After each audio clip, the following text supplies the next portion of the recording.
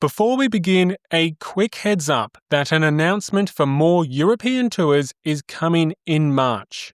Firstly, there will be a 6-day Paris tour in late September 2026, and secondly, there will be a 10-day Christmas market and history tour starting in late November.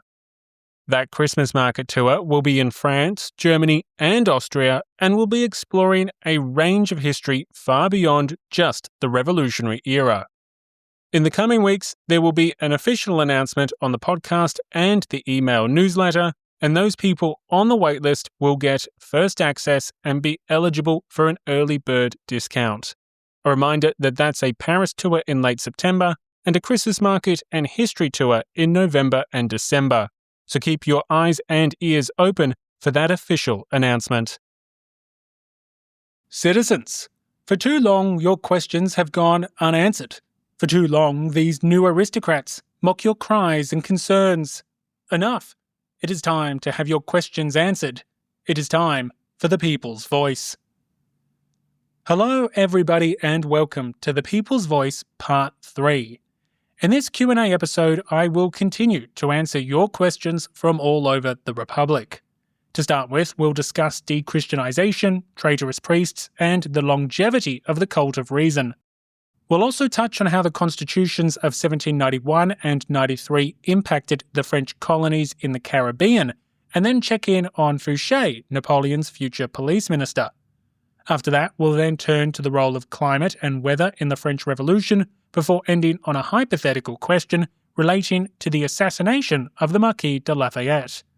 Of course, thank you to everyone helping the show in some way, shape or form, with a special shout out to the Grey History community for making all of this possible.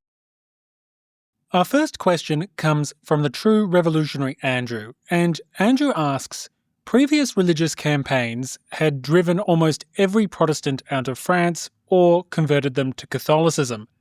Had the cult of reason lasted longer, was it really out of the question it could have succeeded given enough time, in your judgment?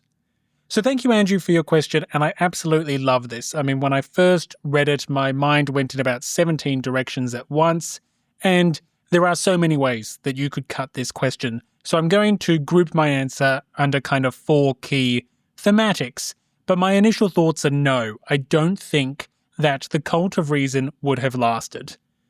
Firstly, we're talking about replacing Catholicism here, and that's really difficult to do. You mentioned France previously suppressing a Protestant minority. Yes, that had occurred successfully, but that was a very different set of circumstances. What we're talking about with the cult of reason is an entirely new religion upon the whole nation. Whereas in the case of the Protestants, they were once Catholic, or they at least had recent Catholic ancestors. They fundamentally believed in a lot of the same underlying scripture, even if they had slightly different interpretations. And most importantly, they were relatively small in number. I mean, even at their height, French Protestants totaled no more than 10% or so of the population. And I would argue that it would be much easier to eradicate or to re-educate or to expel a small group of Protestants, which is fairly similar to the dominant religion, than it is to eradicate or re-educate or replace that dominant religion, especially with something like the cult of reason, which isn't just a variation of Christianity, it is something altogether quite different. And so in comparison to how religious uniformity was achieved in the past in France, Catholicism is just so much more prevalent. And, it's not just in people's religious beliefs, but it's in their customs and their traditions and their calendars, etc. I would also note, just on this theory of how difficult it would be to replace Catholicism, that in the 20th century, which you would think would be far more fertile ground for some sort of state-sponsored atheism, many former communist countries experienced de-Christianization campaigns to varying degrees. And some, although not all, remain staunchly religious or have experienced a religious revival since the end of communism. Christianity is booming in many parts of Eastern Europe. And likewise, in areas of the former Christian world, which were converted to Islam, that process took centuries in some instances. It took a huge amount of time. So my first observation is that supplanting Catholicism with the cult of reason, something that's very alien to Christian beliefs in some ways, I think that would be really difficult. Secondly, there's not a lot of substance to this cult of reason. I mean, ideologically, I think the principles and the framework of the cult simply aren't robust enough, especially for people in the 18th and 19th centuries. I mean, ideas like reason and virtue, personally, I just don't think these ideas will be able to fill the void left by religious beliefs for many people. And I think that there's a lot of historians that would share that same observation. Now, maybe with enough time, these beliefs could be expanded upon further, they could be built upon, but I would argue that reason doesn't offer much comfort when you've lost a newborn child, for example. Reason doesn't offer much hope when you think all is lost. And I think in a world as violent, as unpredictable, as harsh as even 19th century Europe, I just don't see the cult of reason being able to fill the spiritual void left by Christianity, even if it was given a much longer period of time.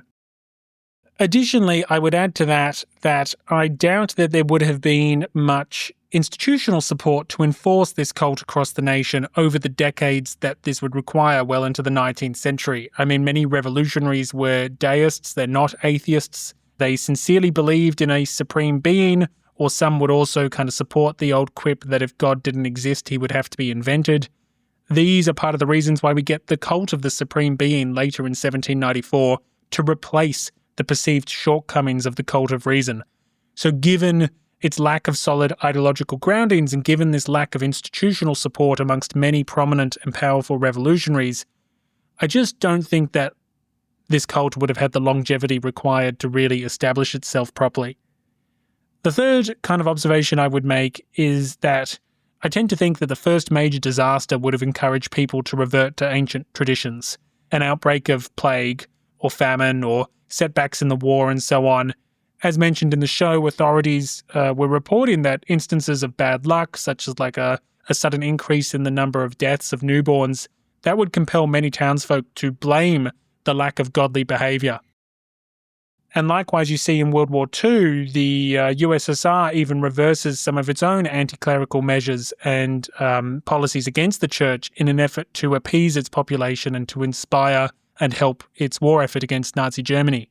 And so I think if you look at the situation that France found itself in, as well as some more modern historical parallels, I think given the lack of substance that I was just talking about, these temples of reason would topple over really at the first major setback. Now, having said all that, I think if the French really wanted to supplant Catholicism, the most viable pathway would be to do a King Henry VIII and become Protestant. Essentially, you would have to create some sort of national church, which the initial revolutionaries in 1789 essentially are doing. And they're breaking with the Pope after all, they're making priests public officials and the like. But this church that the revolutionaries need to create, it needs to be kind of Catholic-like in its version of Christianity. If you look over across the Channel at the Church of England, at Anglicanism, it is very close to Catholicism in a lot of ways, especially compared to other branches of Protestantism. And with enough time and the right incentives and the right positioning, maybe you could create a French national church which is not Catholic but maintains some of those trappings and traditions, if you like. I don't think you could adopt full-blown Calvinism, which is what many French Protestants were. It's just a much more extreme break with the Catholic Church. And so I think what the English did with Anglicanism, that I think is a better playbook to follow. Now, that's not saying that I think this is likely to succeed. Far from it. I think reconciliation with the Pope at some point is the easiest pathway for a future French government. There is a reason why Napoleon does this. But if you wanted France to reject its Catholic past, I think the easiest pathway forward, if you're trying to sell something, is to try to sell something that's as similar as possible. Of course, that is not easy. I mean, just look at the opposition the revolutionaries had to go through with constitutional priests and the civil constitution of the clergy. Stuff like that would have happened in trying to create a French national church anyway.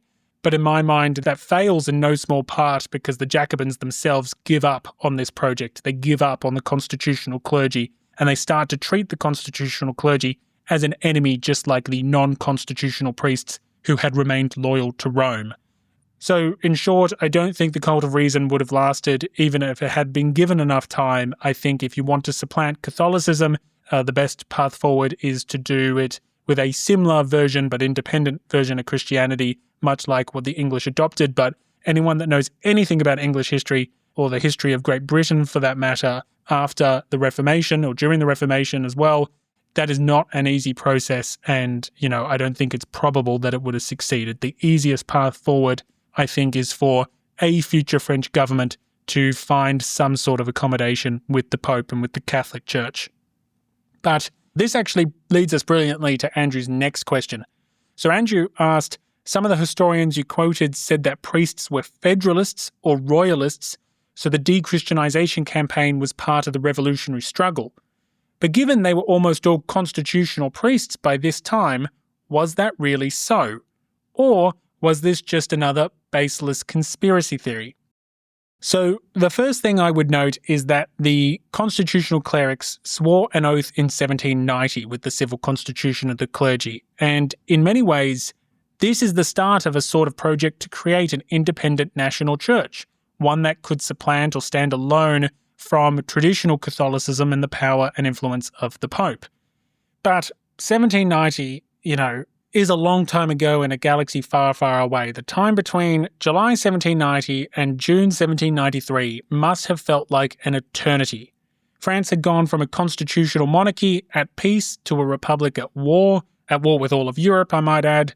The revolution had evolved from something generally regarded as positive to a far more divisive and somewhat traumatic event that many people wanted to stop, reverse, or had a lot of mixed feelings about. Supporting the revolution in mid-1790, as Lafayette and Mirabeau dominated the agenda and as Louis XVI smiled on his throne, that is fundamentally different from supporting the Republic in mid-1793, when the king is dead, when half the First Estate has been exiled, deported, or pushed underground, in the case of the non-constitutional clerics.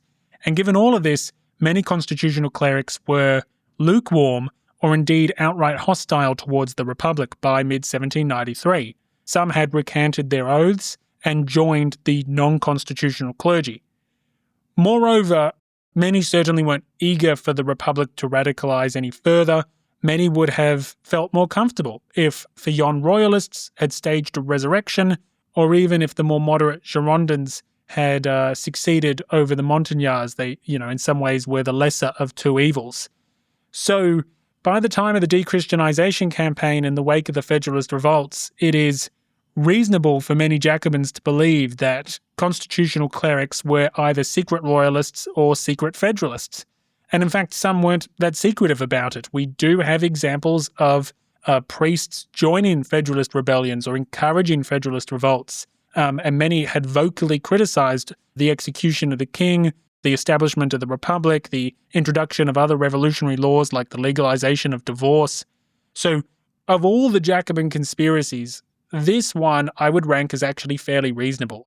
Now, we shouldn't generalize too far. There are, of course, constitutional priests that were happy to continue to do their job.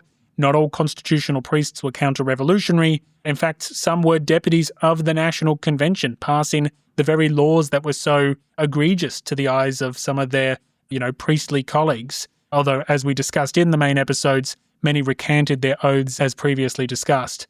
But I think the perception of constitutional clerics more broadly by leading Jacobins is relatively justified, especially compared to some of the other claims that are being thrown around at this time. But to wrap up, what I would say is I think this underscores just how difficult it would have been to try to successfully establish a French national church truly independent of Catholicism. Once war is declared, the clergy, even the loyal, patriotic, constitutional clergy, I think were always likely to be viewed with suspicion given their previous service to princes, be it the king or the pope. And that hostility, I think, was always likely if the war went poorly, and then it becomes very difficult to establish an independent church. Now, I promise I will move on to the questions of other revolutionaries shortly, but Andrew had sent in a third question a little while ago that sets us up really nicely for events that we're going to discuss in future episodes of the podcast, and it's relatively short, so I thought I would answer it now. And Andrew asks, today citizens of certain French colonies, such as New Caledonia, can vote for the French legislature and president, just as if they lived in France proper, as I understand it. When you say all French men could vote under the Constitution of 1793, did that include the colonies? If so, I assume not the slaves. So, thank you for this question, and before I begin, I'm just going to issue a general disclaimer that the colonies, especially by mid-1793, are a mess. They have all the dynamics that we're used to in mainland France, but then they of course have the issues of slavery, race relations. They also have a huge amount of slave revolts, urban revolts, civil war, foreign invasions. It is really complicated, and that's part of the reason why I have deliberately chosen to kind of leave what's happening in the French Caribbean out of the main narrative so that when we do at some point in the future get around to focusing on it, we can do it justice, because it is a very complicated, it has all the same dynamics plus more than what we're used to. At a high level though, this is the answer to the question around the constitutions of 1791 and 93. If we rewind the clock and go back to the constitutional monarchy of 1791, the deputies of the National Assembly literally put in an article into that constitution that said that the constitution did not apply to the colonies. And specifically, it stated that the French colonies and possessions in Asia, Africa, and America, although constituting part of the French Dominion, are not included in the present constitution. Now, this is interesting for a few key reasons. Firstly, the National Assembly did actually have deputies representing the colonies. So colonial representatives helped to draft the Constitution of 1791, but they then played a leading role in ensuring it would not apply to their own constituencies. And a reason for this is, of course, slavery, but it also relates to the status and rights of free people of colour as well. So on the 15th of May, 1791, so a month before the flight to Varennes, the Assembly had briefly granted citizenship to free blacks born of free parents. However, that was a hotly contested measure, and it was actually rolled back before the Constitution's adoption in September 1791. By then, the now Feuillants were leading, it was in the wake of the Tricolour Terror, if you like. They were leading efforts to kind of consolidate the revolution after the flight to Varennes and the Champ de Mars massacre, and their priority was not advancing, but rather consolidating the revolution's gains and consolidating the gains in mainland France in particular.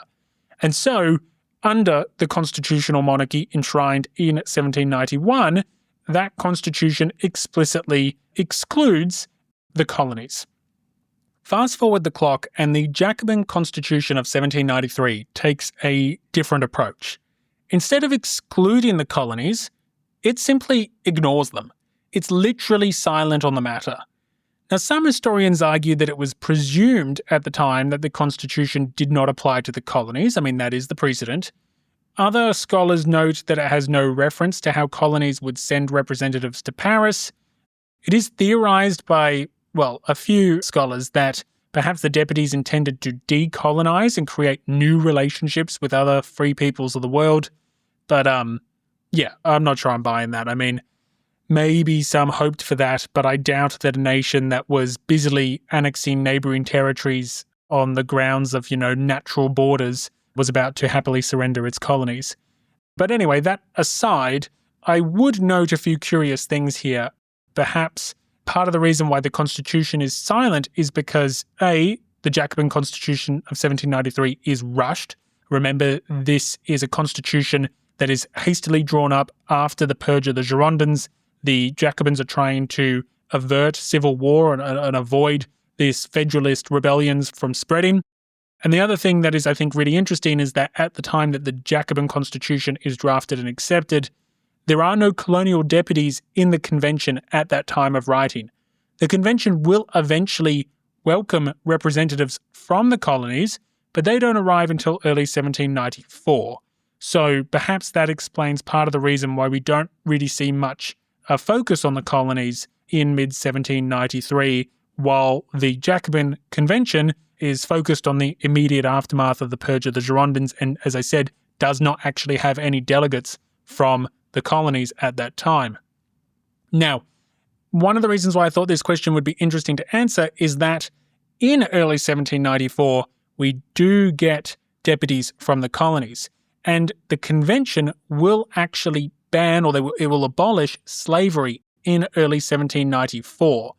I'll save the details for that in a future episode. We'll see it as part of the broader Jacobin struggles, if you like. But it is interesting that while the Constitution of 1791 explicitly kind of ruled itself out of interfering in the colonies, despite the Declaration of the Rights of Man and a whole bunch of grandiose principles, the convention was willing to assert itself and be more involved in colonial affairs, even if the Constitution of 1793 sidestepped the matter entirely. Of course, it is interesting, it does have to be said, that you have these documents that lead with all these principles, these ideas of liberty and equality for all, but when it comes to being really difficult to implement in these slave societies in the Caribbean, the revolutionaries of various stripes really don't know how to handle it. And the events in the Caribbean are just so extraordinary and so dire that eventually that helps to compel the Jacobins in 1794 to do something that their revolutionary forebears had been quite hesitant to do in the eventual abolition of slavery. But as I said, more on that in a future episode. Thank you, Andrew, for your questions and for your support of the show since November 2023. Our next question comes from the true revolutionary Sasha, and Sasha asks, Napoleon's police minister got quite infamous later on with his net of informants, but does his career start during this time or is it too early? So thank you, Sasha, for your question, and to be fair to Sasha, he had sent this in before our recent dechristianization episodes, but I did want to clarify what Fouché is up to and foreshadow his maneuverings in future episodes. So, as discussed during the dechristianization episodes, this national movement in some ways is pioneered by Joseph Fouché. We heard historians describe him as a leader or as a prophet, as an icon for the dechristianization movement. He's certainly someone who inspired a lot of other representatives on mission in their own dechristianization activities. And Fouché really leads this in September and October and November 1793. And it's here that in central France, that he really cuts his teeth and earns a reputation as a radical representative on mission. Critically, after this radicalism, after knocking a lot of heads together and gaining this reputation, it's then that Fouché is assigned to the reclaimed city of Lyon to help expunge the federalist menace.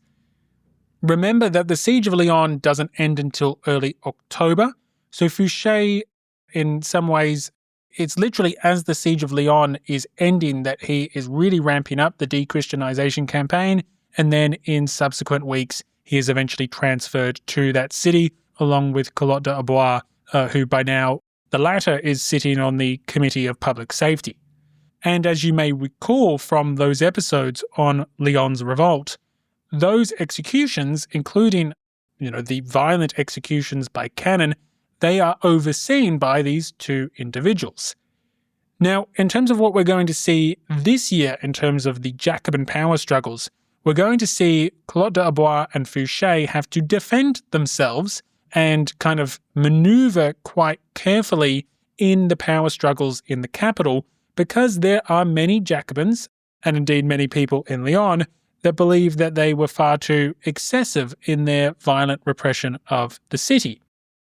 And this kind of careful manoeuvring is going to tie into Robespierre's retaliation against the dechristianization campaign. It's going to tie into the Jacobin factional struggles between the Dantonists and the Hébertists and the Robespierreists, etc. And ultimately, they will tie into the downfall of Robespierre himself and his allies. So we're going to see a lot more of Fouché in the near future, but yes, his career is starting at this time. However, he's not yet in Paris playing the role of a spy master, but in 1794 he will play the role of a chameleon as he tries to survive the Jacobin bloodletting. Thank you, Sasha, for your question, and thank you for your support of the show since September 2023. Our next question comes from the true revolutionary Chris, and Chris asks, what is the current state of scholarly opinion on the role of climate and weather on the events of the revolution generally, and 1791-93 in particular. If harvests had not been ruined by various weather disasters and the masses had not therefore been quite so hungry and desperate, was there a real chance of a clean transition to a Mirabeau-style constitutional monarchy? So this is a terrific question, and I love hypotheticals that we can mix into recent scholarship. And as any student of the French Revolution knows, extreme weather and poor harvests have long sat at the kind of centre of traditional explanations for the events of 1789. Historians often place a real emphasis on the sequence of bad weather, poor harvests, hungry stomachs, and then finally mass unrest and political demands. There's obviously something to that. It is hard to miss that many major moments of mass action, mass demonstration during the revolution coincided with shortages and high prices and a fear that basic necessities were becoming unobtainable. But I would note that it's not just hunger or provisioning which is an issue here. It's not just the misery and anxiety that creates. It is also the kind of fear and response of perceived corruption, perceived conspiracies, the perceived failings of government in their responsibilities, etc. So there's a whole range of reasons why the lack of food is such a destabilizing force beyond just hunger. Now, despite weather-induced hunger being at the center of traditional retellings of 1789, there are some historians who offer some measure of pushback, and I don't think unreasonably. Firstly, it's important to note that bad weather does not automatically equal food shortages and then from there, revolution. The eventual impact of food shortages depends on local conditions, storage, transport, market dynamics, state administration, state control, state force. Weather is just one variable in a much larger system, but of course it's a very important variable. And to reinforce the fact that shocking weather events don't necessarily produce the same results, the weather and climate that France is experiencing at this time is being experienced by much of Europe, experiencing similar weather events, and they do not experience revolutions. That doesn't disprove the importance of weather and the resulting scarcity of food, but it does warn us against leaping to conclusions, or one might call it a climate determinism, if you like. So yes, weather is important, but it's not everything. Now, Christopher's question has two key components. Where does current scholarship sit as it relates to the impact of weather, and do I think that a constitutional monarchy might have been viable if there had been more food from 1791 onwards? For the former, the broad direction of recent research has kind of tested this general and traditional claims that we see from historians.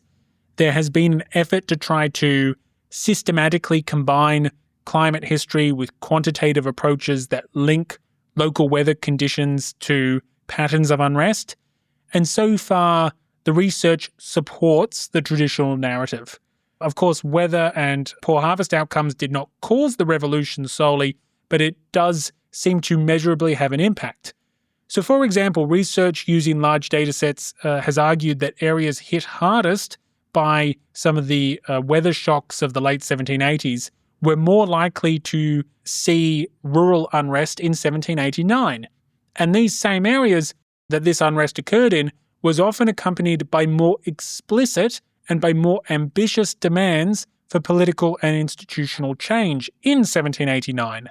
So in other words, what we're seeing is a correlation between the areas that are hit hardest in terms of weather events and poor harvests, resulting in then more extreme rural unrest, resulting in then more extreme demands for change and political activity. And we see similar dynamics. That research I was just citing focused on 1788 and 1789, but we do see similar dynamics in research conducted on the south of France in 1791 and 92 as well. And again, we see here a linking of poor harvest outcomes and high bread prices to pockets of more extreme unrest. So in short, modern research and techniques are supporting traditional narratives around the importance of food insecurity, intensifying popular action, helping to generate or to kind of translate generic grievance into political demands, and that food insecurity, at least in these instances, is being driven by extreme weather events. So to answer your first question, we do see weather events cause harvest failures, which in turn helps to spark unrest. And importantly, we see political demands coming from that unrest rather than just generic bread riots. And indeed, we see a lot of bread riots throughout 18th century France, and they do not result in revolution. So it is again important to stress all the other factors that are at play here. And those other factors I actually think sets us up quite nicely for the second part of this question. If you take this hypothetical of what would have happened in 1791, 92, 93 had harvests been bountiful, had people not been as hungry or desperate, was there a real chance of a clean transition to a Mirabeau-style constitutional monarchy? And I would say that better provisioning, it absolutely helps. It reduces fear, it reduces anxiety, it lowers the sense of emergency. But I think it's important to note that weather is only one cause of bad harvests, it's not the only cause, and that bad harvests would not remove the revolution's other major fault lines. And in fact, many critical or divisive issues are largely independent of outcomes in the fields. For example, you still have a king whose commitment to the revolution is at best fickle and who is entirely unsuitable to wear the crown at such a period of time. You still have the self-denying ordinance of the Constitution of 1791, which denies the men who actually crafted the new constitutional settlement a role in then shepherding it and establishing it. I've ranted about this before, but it's the exact opposite approach that America takes with its founding fathers. They become presidents, they become cabinet secretaries, they help to establish their new constitutional settlement in a way that the French prevent the deputies of the National Assembly from doing. You still have the explosive kind of divisions unleashed by the civil constitution of the clergy, which we were talking about earlier. You still have the deep factionalism of the political elites, even within the early Jacobin club. Mirabeau is still going to die in early 1791, which removes one of the key figures that could plausibly sort of bring together the court's politics with the people and the new constitutional order. You still have the kind of genie being left out of the bottle, I suppose, in terms of the events of 1789. Parisians and the sans-culottes, they have learnt that violence and mass mobilization produces political outcomes. It produces results. And so, if you like, the government reasserting its monopoly of force is going to take a lot of, it's not something that really occurs until the Terror. And then crucially, the destabilizing consequences of war. And once war enters the picture, scarcity of food and goods and fear of such scarcity, there's still a factor even with bountiful harvests. The south of France doesn't make enough food for itself. The British are still going to be running a blockade. You're going to have manpower shortages disrupting harvests. You're going to have requisitions as well for, creating food scarcity in certain pockets of the country to feed the armies. You've got all the political radicalization and the conspiracies about food hoarding and the like. So, yes, better harvests helps a constitutional monarchy establish itself. It would be less fragile. It would be more plausible that it could succeed. But it's no panacea. It's no magic bullet. And I think that the structural and political conflicts and problems of 1791 through to 93, they are so much more than the aftershocks of bad weather. In many ways, they're not even about high bread prices or scarcity. And in fact, we do see unrest linked to other goods as well, even if harvests had been great. In February 1793, we see the soap and sugar riots. They've got nothing to do with, plentiful harvests. And in late 1793, we see price controls across all sorts of goods and foodstuffs and the like. So food security is clearly one of the fuels on the kind of radicalization fire, but it's not the only one. And even with full stomachs, there are enough other forces pushing events towards escalation that I still think odds are that things go off the rails and that the constitutional monarchy is unworkable, especially for that laundry list of reasons that I described earlier and my long-held complaints of the Constitution of 1791 itself. I maintain that's an entirely unworkable constitutional settlement which really set the constitutional monarchy up for disaster from the outset. And on that happy note, thank you, Christopher, for sending in your question and for your support of the show since August 2023. Now, our last question is another hypothetical, although quite a different hypothetical. No weather will be involved in this. And this question comes from Yarlith, and he says, I'm just re-listening to the series and wondering, how do you think the revolution changes if Lafayette is assassinated before the Champ de Mars massacre of July 1791? So I absolutely love this question, and just to remind ourselves, make sure we're all on the same page, in the wake of the flight to Varennes in June 1791, when the king tries to flee Paris, we have a whole bunch of destabilization in the capital. We get a lot of unrest. There are movements to dethrone the king, and as part of this, we see a petition to try to dethrone the king at the Champ de Mars, and Mayor Bailly and Lafayette declare martial law, and the National Guard shuts it down, and there is either a few or a lot of deaths, depending on your sources, and it completely tarnishes the reputation of Lafayette and other leading politicians. Now, what I love about this question is that you can't answer it because you actually have to ask another question, I think, before that, which is who assassinates the Marquis de Lafayette? I forget which historian does it, but they describe, I think they have a chapter that refers to 1790 as Lafayette's year. And he is, of course, the first commander of the Parisian National Guard. He's a very high-profile figure. And so my question, if you were to have him assassinated in, say, 1790, is who pulls the trigger? Who assassinates Lafayette? And I think there are two probably primary ways that he's assassinated during this period of time. And I think that the impact on the revolution is very different depending on which of these scenarios it is. So I think the most likely scenario is that he's assassinated by an arch-royalist. Now, if he's assassinated by an arch-royalist, what I think happens is that the revolution destabilizes further, it radicalizes further. Lafayette becomes a martyr, he gets lionized as a hero of the revolution, and then the political meaning of his death, or the outcome of his death, becomes kind of proof that the counter-revolution is real, that the conspiracies are real, that the threat of the émigrés and renegade royalists is not just the revolution chasing its shadows, but that it is an existential threat to the revolution. And so an event like that kind of pours fuel on the fire around noble plots and counter-revolutionary networks and all that kind of fear and suspicion, which already defines so much of the revolution.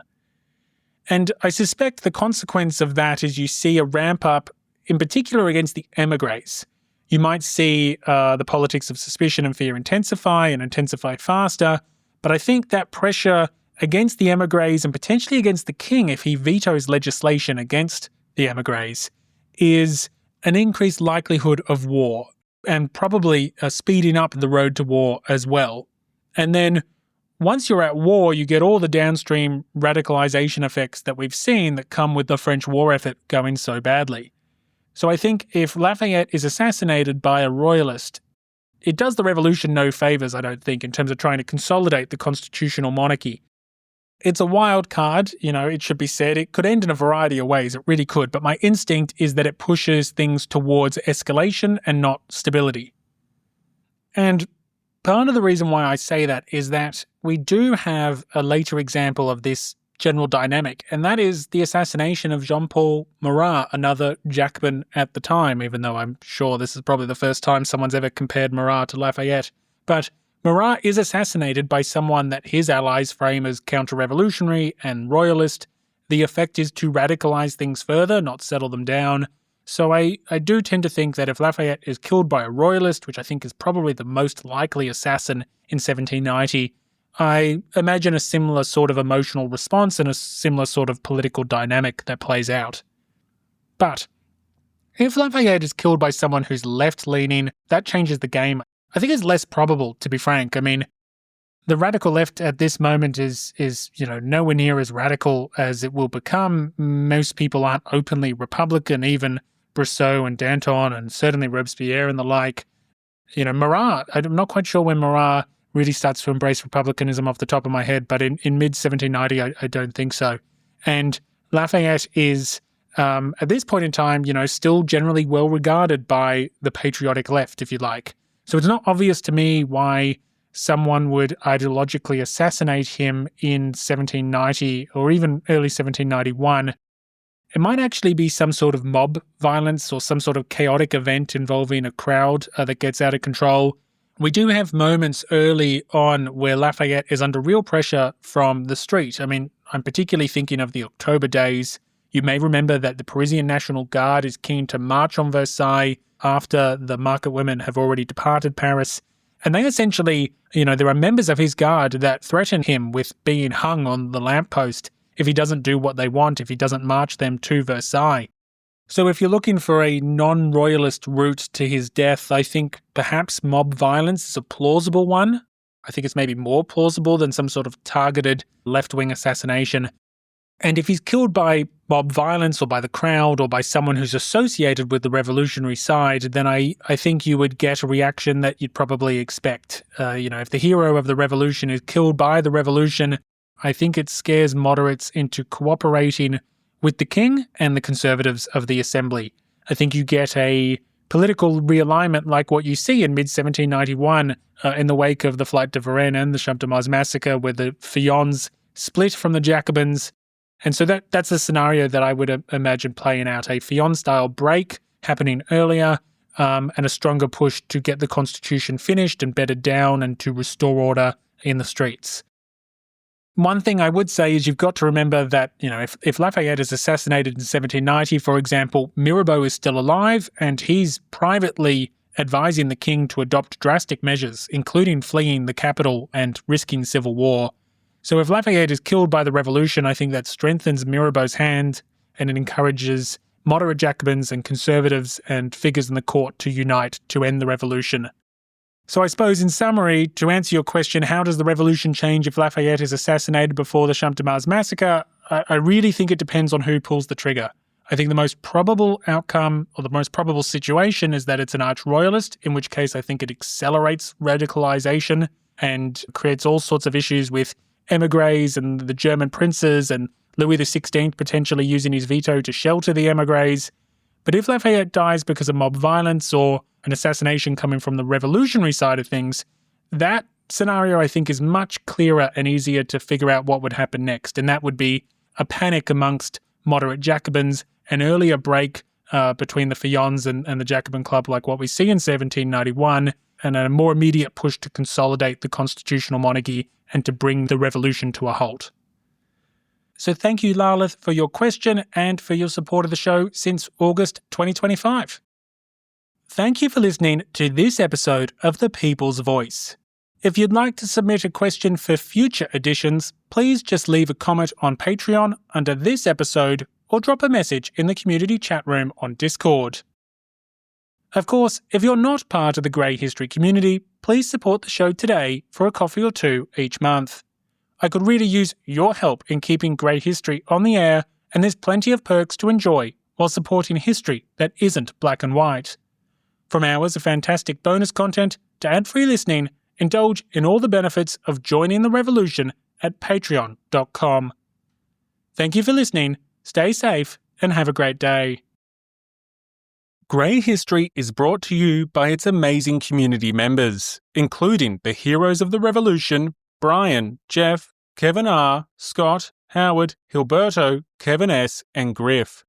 Joining the amazing heroes are the fantastic champions of the people: Cindy, George, William, Laura, Daniel, Monica, Adam, Tom, Eyal, Harold, David, Alistair, Jeff, Ritus, Dan, Paul, Danny, Matthew, Sophia, Kevin, Scott, Jersey, Alvaro, Eric, the whole country of Luxembourg, Randy, Barbara, and Roby.